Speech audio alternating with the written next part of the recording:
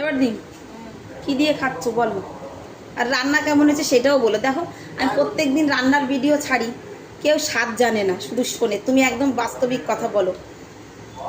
বাস্তব কথা, এই যে পুঁই শাকের যে পাতার পুঁই শাকের পাতা ভাপানো, হ্যাঁ দারুণ হয়েছে। হুম। আর ডাটাটা দেখে তো কি বলবো, আর ওটা বলা যায় না মানুষের সামনে। কয় ভাগে নিয়ে বসছো খেতে বলো তো? চার। 4 ভাগে। পুঁই শাকের পাতা ভাপানো, বড় মাছ দিয়ে বাঁকানাজ, আর এই বাটিতে কি, এই যে এটা ডাল, এটা ডাল, আর এটা পুঁই শাকের ডাঁটা, কাঁঠালের বীজ আর চিংড়ি মাছ।